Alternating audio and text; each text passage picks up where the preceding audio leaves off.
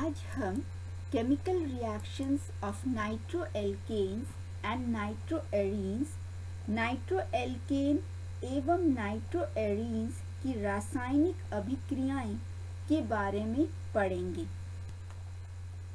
Nitro यौगिक जो है ये कई तरह के कार्बनिक अभिक्रियाएं प्रदर्शित करते हैं और सबसे इम्पॉर्टेंट या सबसे ज़्यादा जो अभिक्रिया होती है वो अपचयन अभिक्रिया होती है और ये नाइट्रो यौगिक अपचयित होकर अमीन्स में बदल जाते हैं। तो हम अपचयन अभिक्रिया को पहले पढ़ेंगे। Reduction of nitro compounds occurs readily with a variety of reducing agents and it changes or it synthesize aromatic amines in the case of aromatic nitro compounds और एलिफेटिक नाइट्रो कंपाउंड्स जो है एलिफेटिक एमीन्स देता है। तो different reducing agent के साथ जो aromatic nitro compounds है रिडक्शन करके या अपचयित होकर ये एरोमेटिक एमीन्स देता है। उसी तरह से एलिफेटिक नाइट्रो कंपाउंड्स जो है ये एलिफेटिक एमीन्स देता है। तो रिडक्शन में ये हाइड्रोजन के साथ रिएक्ट करता है और ये एमीन्स देता है। रिडक्शन जो प्रोसेस है या रिएक्शन है ये स्टेप वाइज रिएक्शन है और हर स्टेप में एक इंटरमीडिएट बनता है। यदि स्ट्रॉन्ग रिड्यूसिंग एजेंट और एसिड सॉल्यूशन है तो ये जो है प्रोडक्ट जो है हमें मिलता है एमीन्स में, और बाकी यदि रिड्यूसिंग एजेंट वीक है तो हमें इंटरमीडिएट प्रोडक्ट हम उसको सेपरेट आउट कर सकते हैं। फॉर एग्जांपल जैसे ये नाइट्रोबेंजीन है, इसका रिएक्शन हम जिंक और अमोनियम क्लोराइड के साथ कर रहे हैं। यहाँ पे अमोनियम क्लोराइड जो है ये लेस एसिडिक है। इसका ये जो रिड्यूसिंग जो हम एजेंट ले रहे हैं इससे जो हमें प्रोडक्ट मिलता है ये हाइड्रोक्सिलामीन मिलता है या एजानॉल्स जिसे कहते हैं वो मिलता है। अब यदि हम जिंक और HCl ले, यहाँ पे अमोनियम क्लोराइड के बदले HCl लेते हैं जो कि ज़्यादा एसिडिक होता है अमोनियम क्लोराइड से, तो हमें एमीन्स मिलता है। तो यहाँ पे जो रिएक्शन में जो डिफरेंस है वो डिफरेंस सिर्फ सॉल्यूशन के या विलयन की जो एसिडिक नेचर है, अम्लीय नेचर है, उसके कारण होता है। ये जो रिडक्शन जो रेट है, अपचयन की जो रेट है, ये विलयन की एसिडिटी के ऊपर या अम्लीयता के ऊपर निर्भर करता है। अमोनियम क्लोराइड वीक एसिड है इस HCl से, इसलिए हमें जो है एजानॉल्स मिलता है और यहाँ पे अमोनियम क्लोराइड सॉल्यूशन के pH 6 है और यदि HCl ले तो हमें एमीन मिलता है। एराइल एजानॉल्स, ये हमने पढ़ा था अभी एजानॉल्स का, यदि इसका ऑक्सीडेशन करते हैं क्रोमियम ऑक्साइड के प्रेजेंस में तो ये कंट्रोल्ड कंडीशंस में ऑक्सीडेशन हो रहा है तो नाइट्रोसो कंपाउंड हमें प्राप्त होता है। तो reduction of aryl nitro compounds with less powerful reducing agent in alkaline media, यहाँ पे हम मीडिया जो है एल्कलाइन मीडिया ले रहे हैं तो उससे हमें कई तरह के बायोमॉलिक्यूलर रिडक्शन प्रोडक्ट्स मिलता है और वो रिडक्शन प्रोडक्ट्स जो मिलता है हम एग्जाम्पल में देख लेते हैं। नाइट्रोबेंजीन के साथ हमने ये जो है लिए हमने रिड्यूसिंग एजेंट और इससे हमें जो प्रोडक्ट मिलता है एजॉक्सीबेंजीन, एजोबेंजीन, हाइड्राजोबेंजीन, ये हमें प्रोडक्ट मिलता है और यहाँ पे हमने मीडियम रखा है एल्कलाइन। तो एल्कलाइन मीडियम है और वीक रिड्यूसिंग एजेंट है तो इससे हमें ये प्रोडक्ट्स मिलता।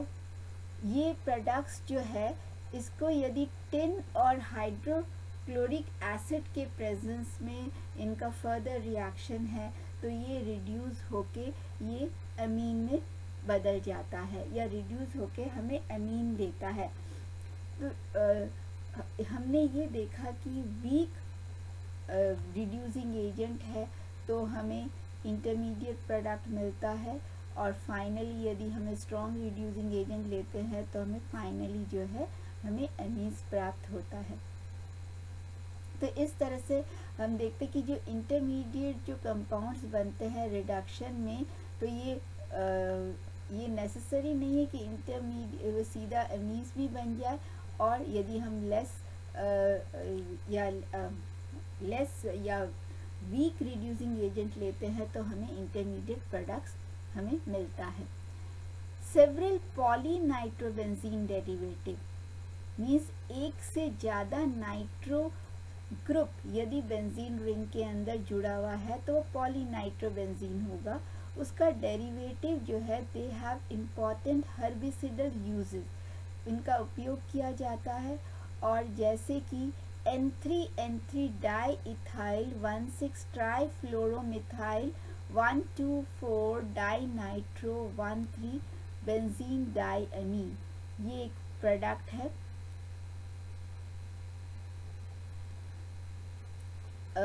1,6 trifluoromethyl 2,4 di nitro 1,3 benzene diamine, जिसको हम डाई नाइट्रामीन भी कहते हैं। और दूसरा प्रोडक्ट है NN डाईप्रोपाइल 4 ट्राईफ्लोरोमिथाइल 2,6 डाई नाइट्रो बेंजीनामीन, जिसे हम ट्राईफ्लोरेलिन कहते हैं। ये दोनों कंपाउंड जो है पॉलीनाइट्रोबेंजीन डेरिवेटिव्स है, इनका यूज हर्बिसिडल के रूप में किया। The important reaction of nitroalkanes are those involving the alpha hydrogen of the primary and secondary compound। यदि प्राइमरी और सेकेंडरी नाइट्रोएल्केन्स लेते हैं जिसके अंदर अल्फा हाइड्रोजन एटम है और उसका यदि रिएक्शन हो रहा है, वो रिएक्शन में इन्वॉल्व है, तो वो इम्पॉर्टेंट रिएक्शन होता है।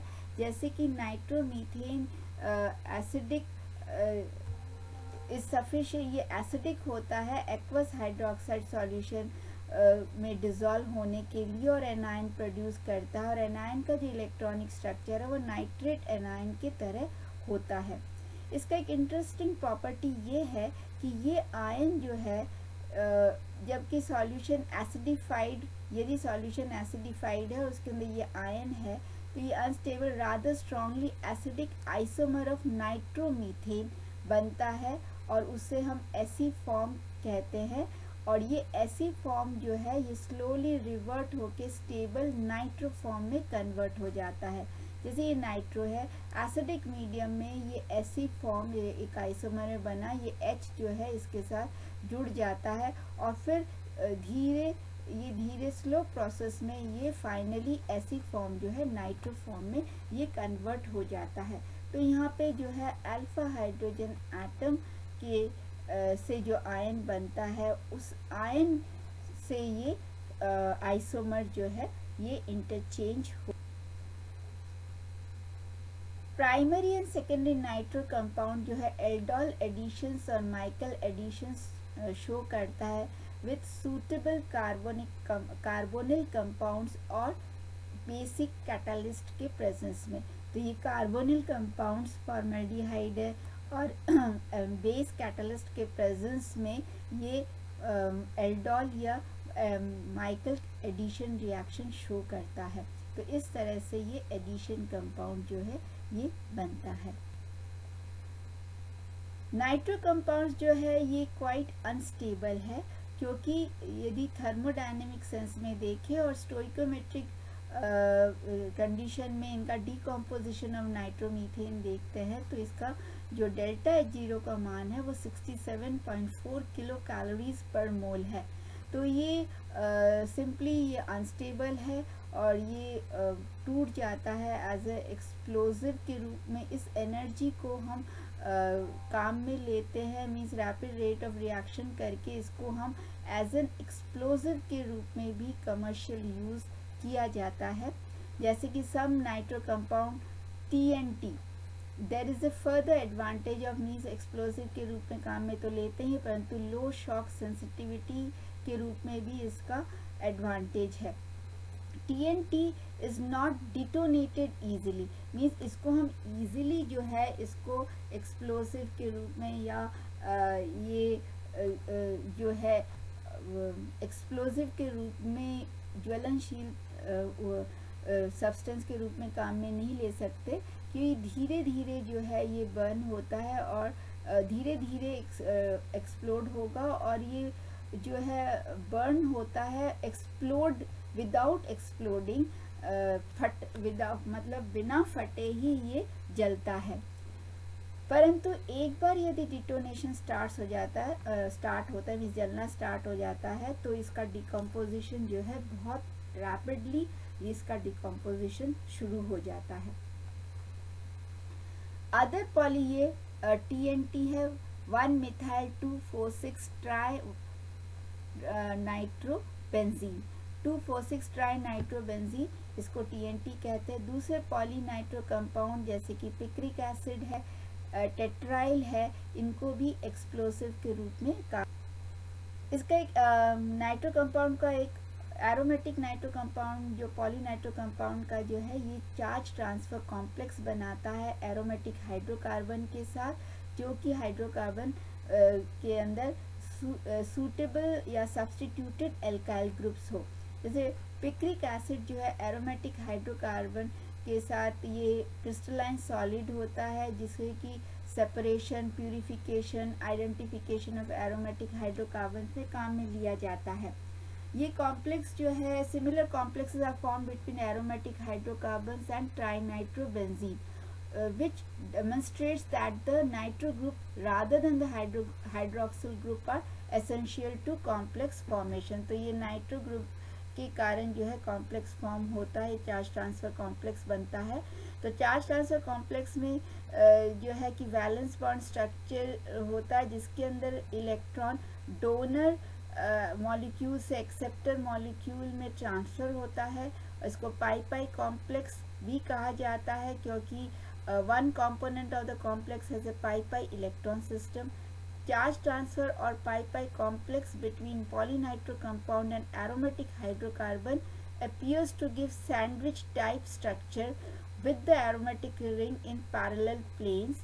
और इस तरह से ये जरूरी नहीं है कि सेंटर में हो, ये एक के ऊपर exactly over one another या not centred exactly over one another, एक दूसरे के ऊपर नहीं होता है, ये पैरेलल प्लेन्स में होता है। और सैंडविच टाइप स्ट्रक्चर ये इसमें दिखा रखा है कि ये इलेक्ट्रॉन का किस तरह से जो है ट्रांसफ़र होता है, डोनर एटम से एक्सेप्टर एटम में जाता है।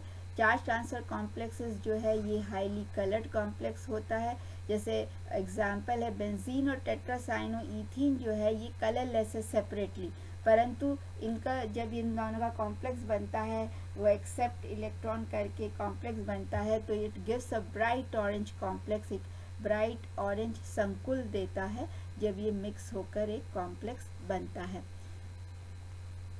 यूजेस ऑफ नाइट्रो कंपाउंड्स, जो लोअर नाइट्रो एल्केन्स है, नाइट्रोमीथेन, नाइट्रोइथेन, नाइट्रोबेंजीन जो है, they are used as solvent in industry। Nitroarenes are important intermediate in the manufacture of detergents, dyes, pharmaceuticals and explosives like TNT। Nitroalkanes are also used as propellants, and chloropicrin is used as fumigant to control pests in the soil and also as constituent of tear gas। tear gas में chloropicrin होता है। तो आज हम यहीं तक पढ़ेंगे और इस तरह से नाइट्रो कंपाउंड्स यहीं पे ख़त्म होता है। Thank you.